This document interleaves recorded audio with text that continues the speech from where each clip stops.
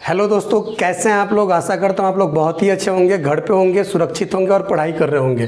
तो दोस्तों एक बार पुनः स्वागत है आप सभी का आपके favourite YouTube channel Amit sir English गुरु पे।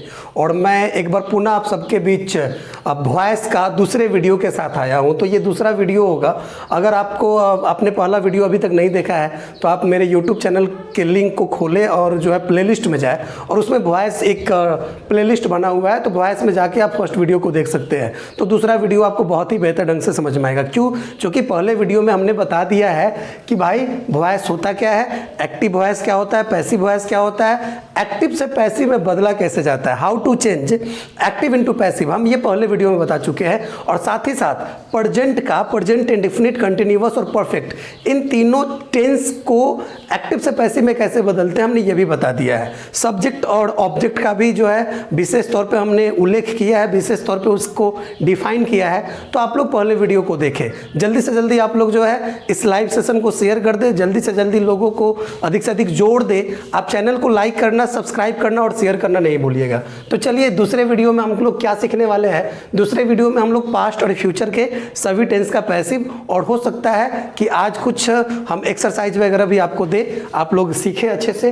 तो चलिए हम लोग शुरू करते हैं। पास्ट इंडेफिनिट टेंस का जो एक्टिव होता है उसका स्ट्रक्चर क्या होता है। तो आपको पता है कि पास्ट इंडेफिनिट टेंस का जो एक्टिव होता है उसमें सब्जेक्ट के बाद सर क्या होता है, V2 होता है, वर्ब का दूसरा रूप अवश्य होता है। और उसके बाद क्या होता है, ऑब्जेक्ट होता है। तो जैसा कि आप जानते हैं पहला वीडियो में आप सीख चुके हैं कि जो एक्टिव का ऑब्जेक्ट होता है वह पैसिव में सब्जेक्ट होता है, और जो एक्टिव का सब्जेक्ट होता है वह पैसिव में क्या होता है, बाय एजेंट होता है। उसके अलावा जो वर्ब संबंधी परिवर्तन होता है वह अलग अलग टेंस और अलग अलग उसके पैसिव स्ट्रक्चर पर निर्भर करता है। जैसे एग्जाम्पल के तौर पर अगर आप देखें पास्ट इंडेफिनिट में V2 है, तो जब भी सर V2 होता है और वह वाक्य पास्ट इंडेफिनिट का ही होता है तो उसको पैसिव में बदलते समय हम क्या करते हैं कि सब्जेक्ट के बाद वाज और वेयर और उसके बाद V3 का प्रयोग करते हैं, वाज वर और V3 का प्रयोग करते हैं। बच्चे बोलेंगे एग्जाम्पल दीजिए तो ज़्यादा समझ में आएगा। तो बच्चों चलिए एग्जाम्पल हम देते हैं। अगर हम बोलते हैं ही रोट ए लेटर, ही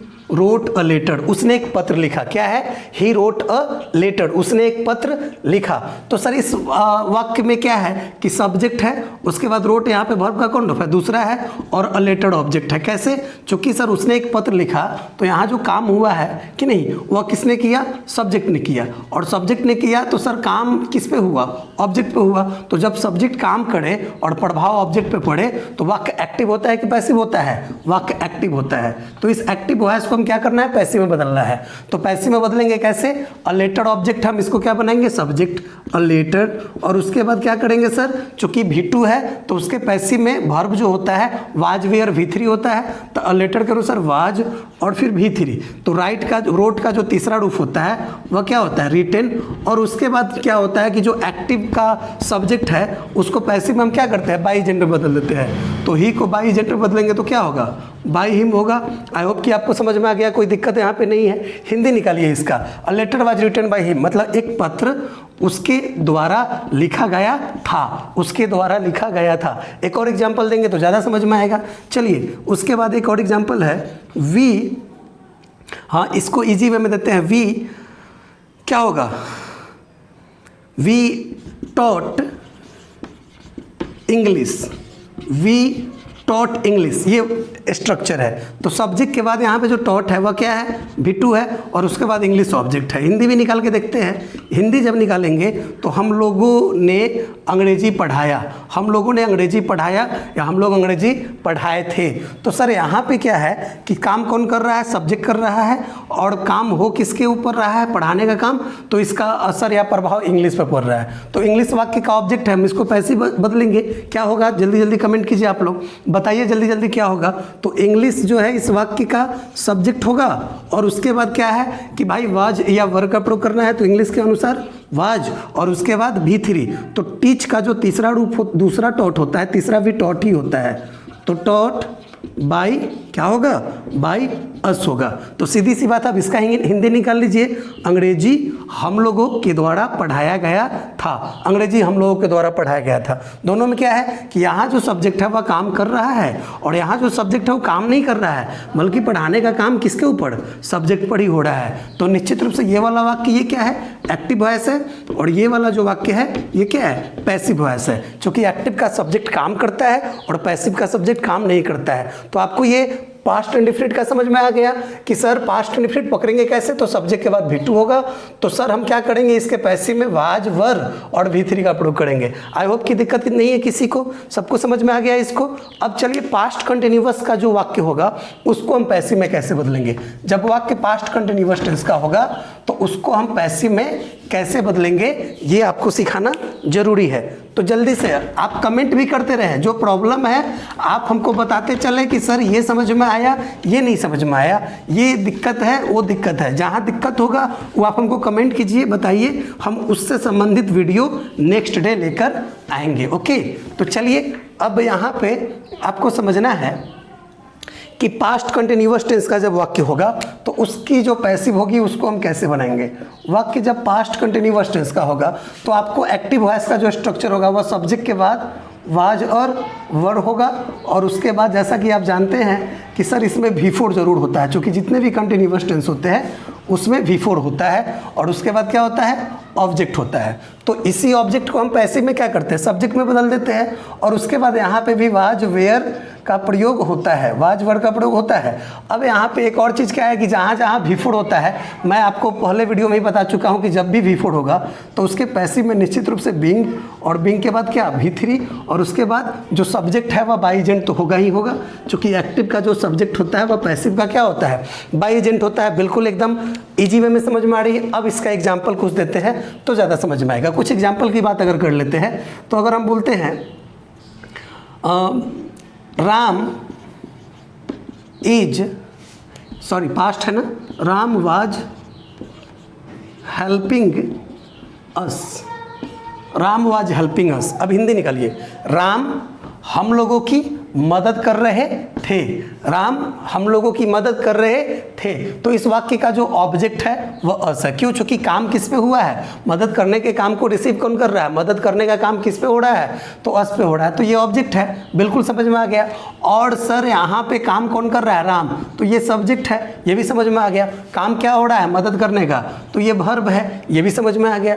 अब करना क्या है कि इसको पैसिव में बदलना है। कैसे बदलेंगे, जो ऑब्जेक्ट है हम उसको पैसिव में क्या बनाएंगे, सब्जेक्ट। तो अस ऑब्जेक्ट है, इसको जो हम पैसिव में सब्जेक्ट बनाएंगे तो वी होगा, और फिर सब्जेक्ट के बाद हमको क्या करना है, पैसिव में वाज या वर का ही प्रयोग करना है। तो वी के अनुसार वाज तो होता नहीं है, क्या होता है, वर होता है। उसके बाद क्या करना है सर, बिंग का प्रयोग करना है। क्यों? क्योंकि जब भी कंटिन्यूअस की बात आती है, जब भी V4 की बात होती है, जब भी ध्यान रखिएगा, जब भी V4 होगा तो उसके पैसिव में निश्चित रूप से जो V4 होगा वह बिंग प्लस V3 में बदल जाएगा, निश्चित रूप से। ये याद रखने की चीज़ें है सर, जब भी V4 होगा तो उसके पैसिव में निश्चित रूप से बिंग प्लस V3 होगा।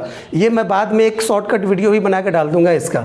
तो सर हमको क्या करना है कि V4 है तो उसको बिंग प्लस V3 में बदलना है। तो बिंग तो बदल दिए, V3 में क्या होगा, हेल्प का, तीसरा हेल्प्ड, और उसके बाद जो सब्जेक्ट है उसको बाई एजेंट में, तो बाई एजेंट में क्या होगा, बाई राम, क्या होगा, बाई राम। तो सर ये जो वाक्य है इसका हिंदी निकालते हैं, हम लोग राम के द्वारा मदद की जा रहे थे, हम लोगों की राम के द्वारा मदद की जा रही थी। We were being helped by Ram, मतलब हम लोगों को राम के द्वारा मदद की जा रही थी। तो ये जो वाक्य है ये एक्टिव है कि पैसिव है, ये पैसिव है। एक और एग्जांपल देते हैं, एक और, you were reading a book. अब हिंदी निकालिए, आप एक किताब पढ़ रहे थे। तो सर ये पास्ट का कंटिन्यूअस है, कैसे, चूंकि सब्जेक्ट के बाद वाज वर और V4 पास्ट कंटिन्यूअस में। तो ऑब्जेक्ट कौन है सर, बुक। क्यों? चूंकि पढ़ने का काम किस पे, किताब पे, तो ये ऑब्जेक्ट हो गया। और काम कौन कर रहा था, यू, तो ये क्या हो गया, सब्जेक्ट हो गया। तो हमको करना क्या है कि जो ऑब्जेक्ट है उसको पैसिव का क्या करना है, सब्जेक्ट। तो सब्जेक्ट बनाएंगे तो क्या होगा, अ बुक होगा, होगा ना। और उसके बाद क्या करना है, वाज या वर, तो अ बुक के अनुसार वाज, और उसके बाद बिंग प्लस V3, चूंकि V4 जब भी होता है तो बिंग प्लस V3 में बदलते हैं। तो बिंग और V3, रीड का जो तीसरा रूप होता है वह रीड लिखते जरूर है लेकिन पढ़ते क्या है, रेड। तो a book was being red, और ये जो सब्जेक्ट है वह बाई एजेंट में क्या होगा, बाई यू हो जाएगा ना। तो अब इसका हिंदी निकाल लीजिए कि एक किताब आपके द्वारा पढ़ी जा रही थी, आपके द्वारा पढ़ी जा रही थी। तो आई होप कि आपको इसमें कोई दिक्कत नहीं है। कोई दिक्कत यहाँ पे अगर कोई है तो जल्दी से आप हमको बताइए कमेंट बॉक्स में, हम उसको ख़त्म करने का प्रयास करते हैं, उस दिक्कत को ख़त्म करने का प्रयास करते हैं। चलिए, अब तो ये हो गया पास्ट कंटिन्यूअस, पास्ट इंडेफिनिट सीख चुके, पास्ट कंटिन्यूअस सीख चुके। पास्ट परफेक्ट जब होता है तो उसको हम पैसिव में कैसे बदलते हैं, इसके लिए भी हम आपको रूल बता देते हैं। क्योंकि जल्दी जल्दी वीडियो अपलोड करना है, जल्दी जल्दी बातें बतानी है। देखिए, बात को घुमाना फिराना नहीं है, जो है उसको क्लियर कर देना है। ओके, तो let's go ahead, let's study past perfect tense. तो at first comment me in the inbox what is the structure of past perfect tense. Anyone please tell me what is the structure of past perfect tense. तो past perfect tense का structure क्या होता है, कोई बताइए, जल्दी से बताइए आप लोग, क्योंकि आप लोग जो है पढ़े हुए हैं, टेंस का वीडियो अपलोडेड है। पास्ट परफेक्ट टेंस का जो स्ट्रक्चर होता है, anyone please tell me what is the structure of past perfect tense. जी हाँ, बिल्कुल आप लोग का जवाब आने लग गया। तो मैं देख रहा हूँ पास्ट परफेक्ट टेंस का जो स्ट्रक्चर है वह सब्जेक्ट के बाद हैड होता है, उसके बाद V3 होता है, उसके बाद क्या होता है, ऑब्जेक्ट होता है। तो जैसा कि आप जानते हैं कि एक्टिव का जो ऑब्जेक्ट है वह पैसिव में क्या होगा सर, पैसिव में क्या होगा, सब्जेक्ट होगा। और सब्जेक्ट के बाद पास्ट परफेक्ट टेंस का जो स्ट्रक्चर होता है वह हैड, उसके बाद बीन, उसके बाद V3, उसके बाद ऑब्जेक्ट, सॉरी ऑब्जेक्ट नहीं, इसमें तो जो सब्जेक्ट है वह बाई एजेंट होता है, बाई एजेंट। ओके, कोई दिक्कत नहीं है। अब एग्जाम्पल की बात होगी, कुछ एग्जाम्पल दे दिया जाए ताकि अधिक से अधिक क्लियर हो जाए। तो चलिए कुछ एग्जाम्पल हम दे देते हैं। चलिए, she had cooked food, she had cooked food.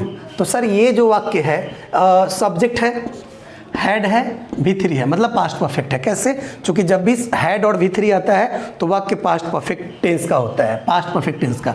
तो सर इस वाक्य का जो ऑब्जेक्ट है वह क्या है, फूड है। क्या है, ऑब्जेक्ट फूड है। क्यों? क्योंकि इसका हिंदी हुआ कि वह खाना बना चुकी थी। तो सर वह काम क्या की, बनाने का, और बनाने का काम किस पे हुआ, खाना पे। तो खाना तो ऑब्जेक्ट हो गया, तो इसी ऑब्जेक्ट को हम पैसिव का क्या करेंगे सर, सब्जेक्ट बनाएंगे। तो फूड, और उसके बाद सर, उसके बाद सब्जेक्ट के बाद हैड और बीन और V3। तो फूड, हैड और फिर बीन और V3, कुक्ड और फिर बाई एजेंट। तो बाई हर, बाई हर। कोई दिक्कत किसी को नहीं है? बहुत ईजी है ना सर, कोई प्रॉब्लम है बताइए, कोई दिक्कत है तो बताइए सर। कितना आसान है सर, ऑब्जेक्ट है फूड, हम इसको क्या करेंगे, सब्जेक्ट बनाएंगे। और सब्जेक्ट बनाने के बाद क्या करेंगे सर, सब्जेक्ट बनाने के बाद क्या करेंगे, हैड, बीन और V3। V3 तो पैसिव में होगा ही होगा, बिना V3 के तो पैसिव होता ही नहीं है। और उसके बाद बाई एजेंट, क्योंकि जो सब्जेक्ट है वह पैसिव का बाई एजेंट बनेगा। एक और एग्जाम्पल दे, एक और एग्जाम्पल देते हैं तो कहीं ज़्यादा समझ में आएगा। बोलिए, कोई दिक्कत अगर है भाई तो बताइए, प्लीज़ बताना भी ज़रूरी है।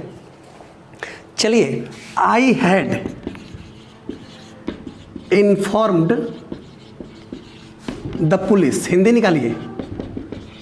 मैंने पुलिस को सूचना दे दिया था, या मैं पुलिस को सूचना दे चुका था, सूचित कर चुका था, ये भी हो सकता है, गलत नहीं है। तो सर यहाँ पे जो सूचना देने का काम किया किसने किया, आई ने।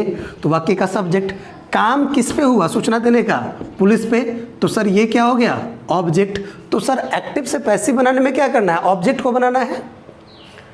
Object comes into the place of subject, कि नहीं? तो ऑब्जेक्ट जो है सब्जेक्ट की जगह पे आता है, तो सर ऑब्जेक्ट द पुलिस आएगा ना सब्जेक्ट की जगह पे।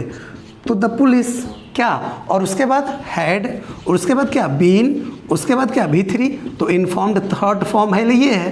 तो इन्फॉर्म्ड और बाय मी। कोई दिक्कत किसी को? कोई दिक्कत बताइए, कोई दिक्कत यहाँ पे है क्या? कोई दिक्कत नहीं है। चलिए, बहुत ही इजी है सर। चलिए हम चलते हैं, अब फ्यूचर में चलते हैं। फ्यूचर जल्दी जल्दी पढ़ाना है तो जल्दी जल्दी सर बताना भी है। फ्यूचर परफेक्ट, फ्यूचर इंडेफिनिट में चलते हैं। तो जल्दी से आप लोग बताइए, कोई प्रॉब्लम अगर है तो कमेंट बॉक्स में बताइए और हम उसको दूर करने का प्रयास करेंगे, क्योंकि हम आपके साथ वीडियो में बने हुए हैं। और अब चलिए, फ्यूचर इंडेफिनिट का कोई बच्चा अगर हमको चाहे तो सर हमको क्या कीजिए, फ्यूचर इंडेफिनिट का स्ट्रक्चर बताइए। फ्यूचर इंडेफिनिट का स्ट्रक्चर बताइए। या चलिए एक आपको हम शॉर्टकट ट्रिक बताते हैं। हम फ्यूचर इंडेफिनिट के स्ट्रक्चर या फ्यूचर को हम पढ़ेंगे ही नहीं, फ्यूचर को हम ऐसे ही पढ़ लेंगे। कैसे पढ़ लेंगे?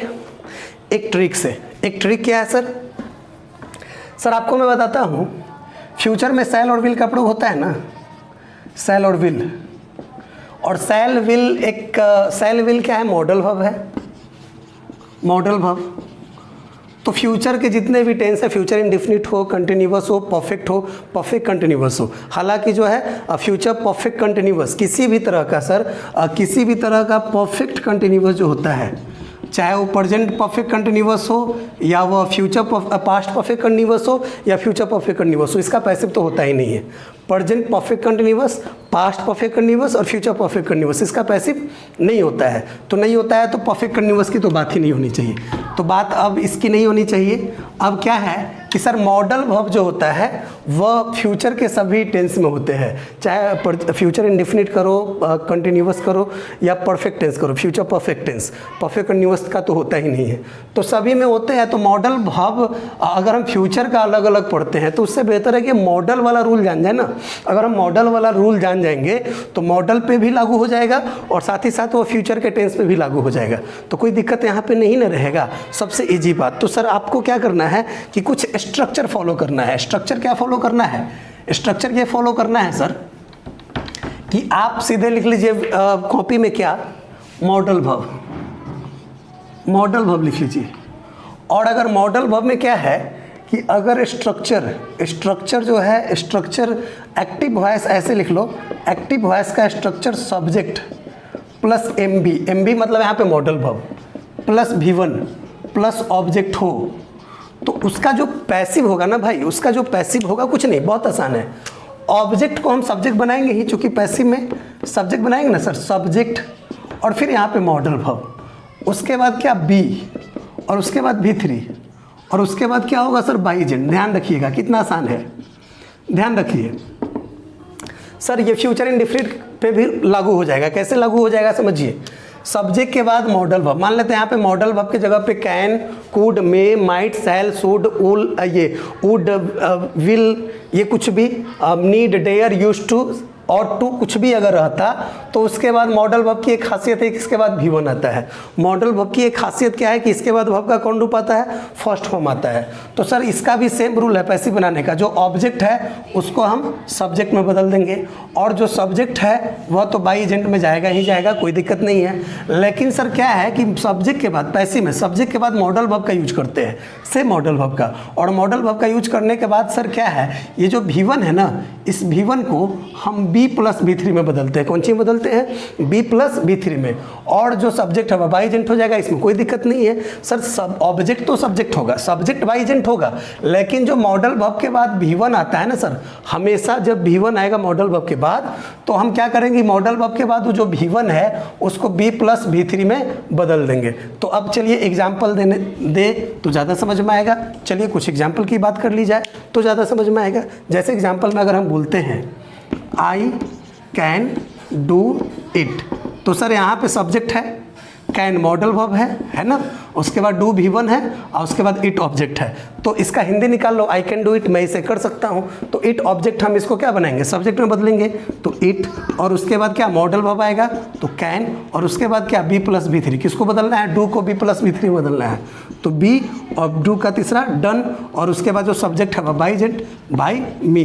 कोई दिक्कत किसी को बताइए, कोई दिक्कत किसी को बताइए। It can be done by me, Hindi क्या निकला कि भाई इसे मेरे द्वारा किया जा सकता है। आई कैन डू इट मतलब मैं इसे कर सकता हूँ और इसे मेरे द्वारा किया जा सकता है, तो इसका क्या होगा, it can be done by me. कोई दिक्कत भाई किसी को? कोई दिक्कत नहीं है। चलिए हम लोग आगे चलते हैं। आगे क्या है, राधा विल हेल्प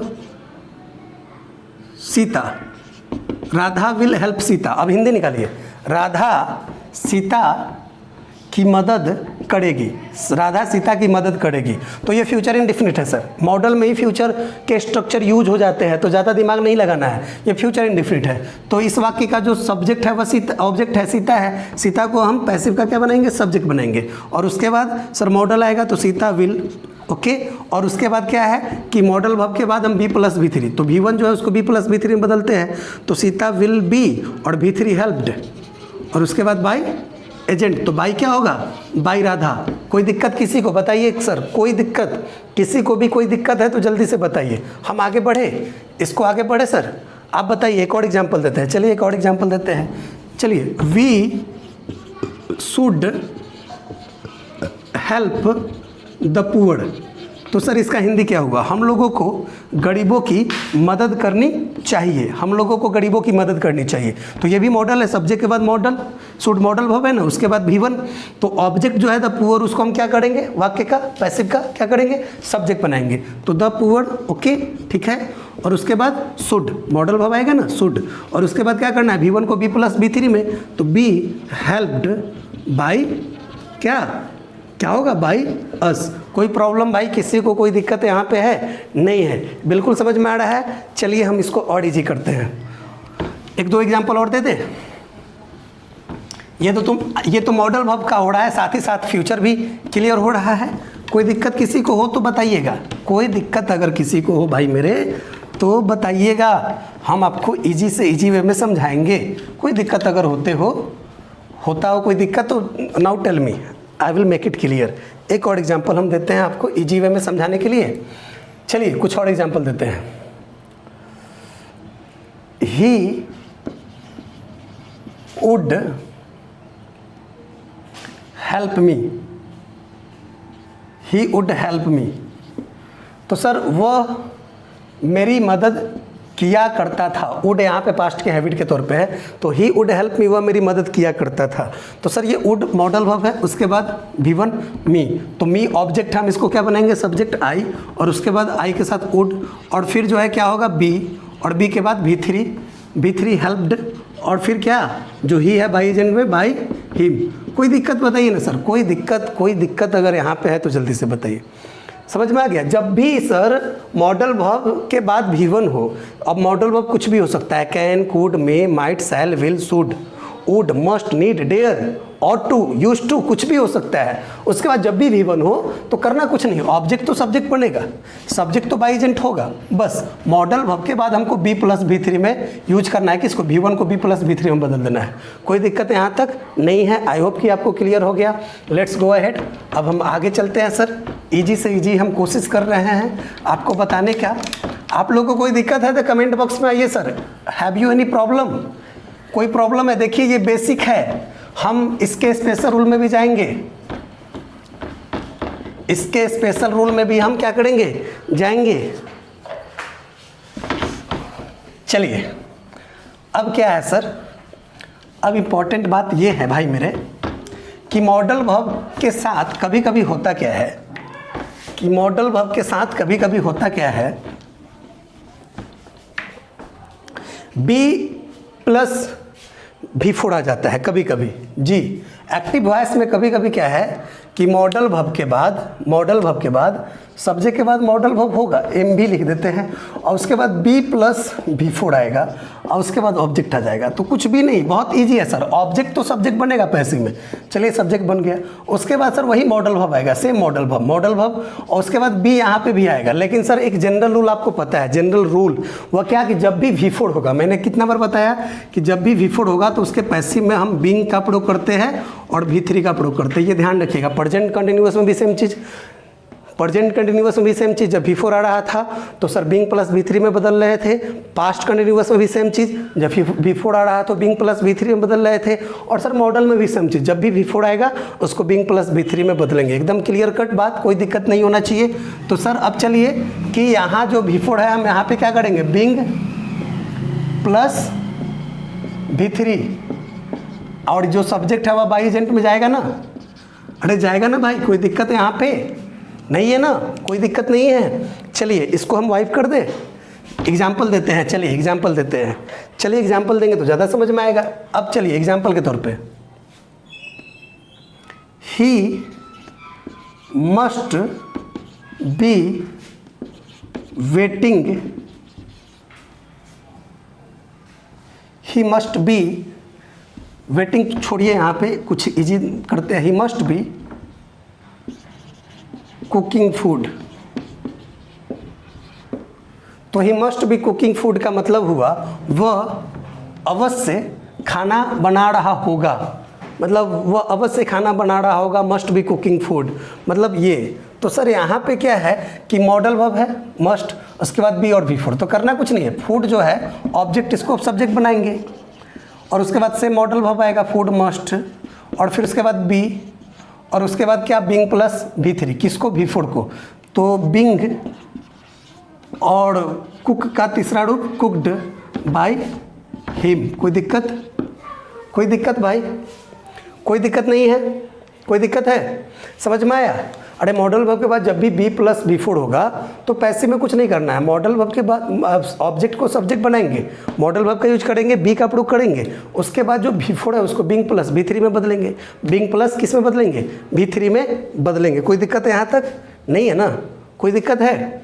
चलिए एक और, आई शैल बी हेल्पिंग राम, मैं राम की मदद करता रहूँगा, मैं राम की मदद करता रहूँगा। तो वाक्य का जो सब्जेक्ट है आई है, काम मदद करने का हो किसके ऊपर रहा है, राम पे, तो राम ऑब्जेक्ट, राम को क्या बनाएंगे सब्जेक्ट। अब राम के अनुसार शैल तो होगा नहीं, विल होगा, और विल के बाद यहाँ पे क्या करना है बी, और बी के बाद क्या है जो हेल्पिंग है मतलब बी फोर है, उसको बदलना कौन चीज़ में है, बिंग प्लस बी थ्री में। तो बिंग हेल्प्ड बाय क्या, मी। कोई दिक्कत, कोई दिक्कत भाई मेरे, कोई दिक्कत नहीं है, बहुत इजी है, इसको आसानी से आप समझ सकते हैं, आसानी से बना सकते हैं आप, समझते चलिए। वीडियो को आप चाहे तो बैक कर करके भी देखेंगे, जब ये अपलोड हो जाएगा तो आप बैक कर करके भी देख सकते हैं वीडियो को। ओके चलिए हम लोग चलते हैं नेक्स्ट रूल पे, मॉडल का ही टाइप थ्री। ये टाइप वन के बाद टाइप टू था और टाइप थ्री, मॉडल का टाइप थ्री हम लोग पढ़ेंगे। थोड़ा सा वाइप करने में प्रॉब्लम होता है। देखिए कमेंट बॉक्स में आप बताइए कि प्रॉब्लम हो रहा है क्या, अगर किसी भी तरह का प्रॉब्लम हो रहा है तो कमेंट बॉक्स में आप हमको बताइए, ज़रूर से ज़रूर बताइए। अगर किसी भी तरह का प्रॉब्लम हो रहा है तो now tell me in comment box.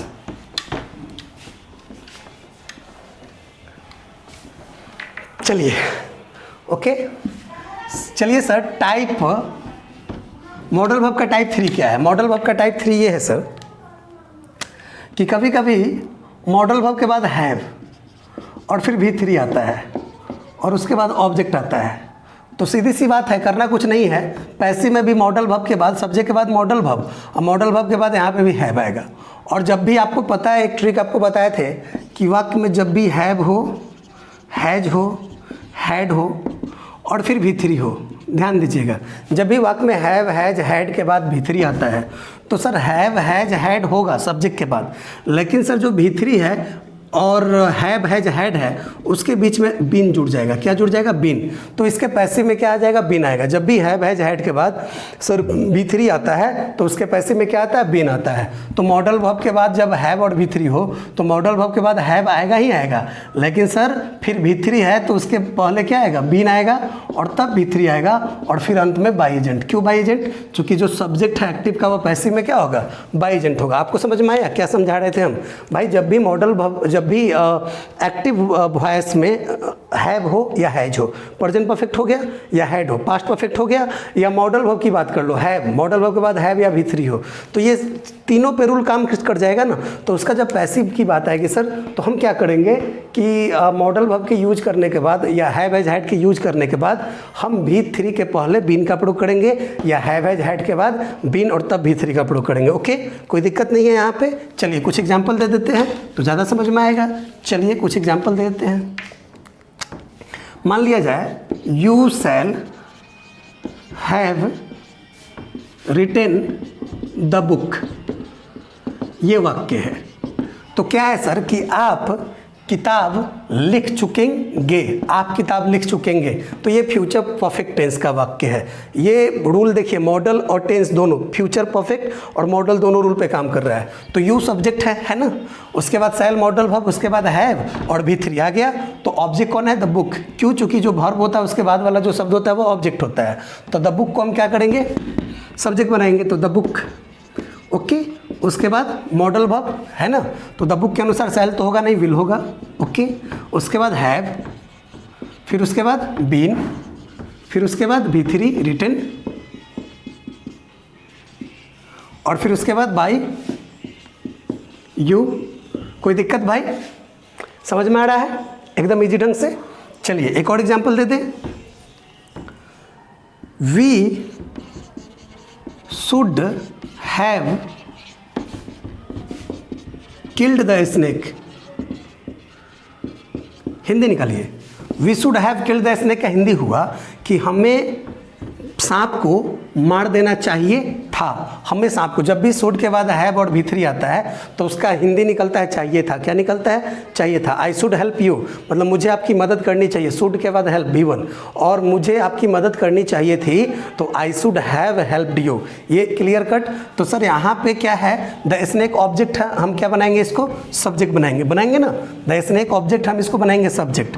तो ठीक है, द स्नेक, उसके बाद मॉडल शुड, उसके बाद हैव, ओके है ना, हैव मॉडल वर्ब के बाद, उसके बाद बीन, और उसके बाद V3 किल्ड है,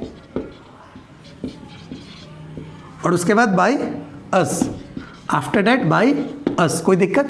अब दोनों का हिंदी निकाल लेते हैं। We should have killed that snake मतलब हम लोगों को सांप को मार देना चाहिए था, और the snake should have been killed by us मतलब सांप को हम लोगों के द्वारा मार दिया जाना चाहिए था। तो सर कोई दिक्कत है यहाँ पे? आपने क्या समझा? देखिए हमने मॉडल वर्ब भी पढ़ा दिया आपको, और साथ ही साथ फ्यूचर के भी, फ्यूचर इंडेफिनिट, फ्यूचर कंटिन्यूअस और फ्यूचर परफेक्ट पढ़ा दिया। बच्चे बोलेंगे कैसे सर? तो फ्यूचर इंडेफिनिट में क्या होता है कि सैल विल के बाद, हम बता देते हैं, फ्यूचर इंडेफिनिट में सैल विल के बाद क्या होता है? V1 आता है। ओके, तो सैल विल के बाद V1 आता है, तो जो ऑब्जेक्ट है वह सब्जेक्ट बन गया, जो सब्जेक्ट है वह बाय एजेंट हो गया। लेकिन सैल विल के बाद V1 आता है तो इसके पैसिव में भी सैल विल के बाद हम B और V3 का प्रयोग करते हैं। तो सेम रूल सर मॉडल में भी होता है। मॉडल में क्या होता है? मॉडल में होता है कि सैल विल के जगह पे जो है अन्य मॉडल आ जाएगा, can, could, may, might, shall will, should, ये सब सारी चीज़ें, और सेम रूल वहाँ लगता है। तो हमने अगर टाइप 1 पढ़ा दिया आपको, ये टाइप 1 के अंतर्गत हमने पढ़ा दिया मॉडल का टाइप 1, तो सर आपको, आपका इसमें फ्यूचर भी हो गया और मॉडल भी साथ में साथ हो गया, एकदम हो गया। अब उसी तरह से जो है टाइप 2 में हमने क्या पढ़ाया कि मॉडल वर्ब के बाद क्या होता है कि बी और V4 आता है कि नहीं। तो उसके बाद हम क्या करते हैं कि मॉडल वर्ब के बाद बी और V4 को हम बीइंग प्लस V3 में बदलते हैं। ये टाइप 2 में हमने पढ़ा दिया आपको। तो ये जो है जानते हैं, ये तो मॉडल पे भी लागू हो गया और साथ ही साथ फ्यूचर कंटिन्यूअस में भी लागू हो गया। क्यों? क्योंकि मॉडल के जगह पे सैल विल आ सकता है और फ्यूचर कंटिन्यूअस में सैल विल के बाद बी और बी के बाद V4 आता है। तो सर सेम रूल यहाँ पे लग गया। अब फ्यूचर परफेक्ट की बात अगर आप करते हैं तो फ्यूचर परफेक्ट में जो है क्या है कि मॉडल वर्ब सैल विल के बाद हैव हैं और उसके बाद V3 आता है, होता है ना। तो वो ऑब्जेक्ट सब्जेक्ट बाय एजेंट, ये तो इजी चीज़ें हैं। अब क्या है कि सर उसके बाद सैल विल और हैव बीन और V3 आता है इसके पैसिव में। तो सर वही चीज़ मॉडल पे भी लागू होता है कि सैल विल के जगह पे अगर कोई अन्य मॉडल वर्ब होता और उसके बाद हैव और V3 होता तो उसके पैसिव में भी हम क्या करते हैं कि भाई मॉडल वर्ब के बाद हम हैव के बाद बीन और बीन के बाद हैव के बाद बीन और तब V3 का प्रयोग करते हैं। तो सेम चीज़ें, तो हमने जो है एक तीर से दो निशाना लगाने का जो प्रयास किया है। आशा करता हूं कि आपको ये जो है वीडियो बहुत ही अच्छे ढंग से समझ में आया होगा। तो ये आपका जो है वॉइस का दूसरा वीडियो था। मैं तीसरे वीडियो के साथ पुनः कल सुबह नहीं शाम में 7:30 पे उपस्थित होऊंगा। तब तक के लिए आप 11th के बच्चों को, जो भी बच्चे इस बार 10th पास किए हैं, 10th का बोर्ड पास किए हैं, उनको 11th में ग्रामर पढ़ना है, तो उन बच्चों को आप क्या कीजिए कि ये वीडियो शेयर कीजिए, उन बच्चों को बैठाइए, बोलिए कि देखिए भाई ग्रामर को बहुत ही शुरू से समझाने वाला कोई टीचर है, अच्छे ढंग से समझा रहा है। तो अगर आपको ये समझ में आ रहा होगा तो आप इसको लाइक भी करें, शेयर भी कीजिए, अधिक से अधिक लोगों को बताइए। ओके, मैं कल आपको वॉइस का फिर 3rd वीडियो लेके आऊँगा। मैं कोशिश करूँगा कि वॉइस का सारा जो टॉपिक है वह चाहे बोर्ड लेवल का हो चाहे कॉम्पिटिटिव लेवल का हो। ये तो बहुत ही ईजी लेवल था, वीडियो 1 वीडियो 2 बहुत ही ईजी था। अब जो आपको वीडियो आएगा, वीडियो 3 वीडियो 4 जो वॉइस का आएगा, वीडियो 5 जो आएगा, वीडियो 11 तक जो है वॉइस का वीडियो जाएगा। तो मैं कोशिश करूंगा कि आपका वॉइस में पूरा कवर कर लूँ, फिर कभी आजीवन आपको पढ़ने की ज़रूरत नहीं पड़ेगी। ओके, तो चलिए हम आपसे फिर मिलते हैं कल। तब तक के लिए बाय। आप लोग अपना ख्याल रखिए, अच्छे से पढ़िए। Good night.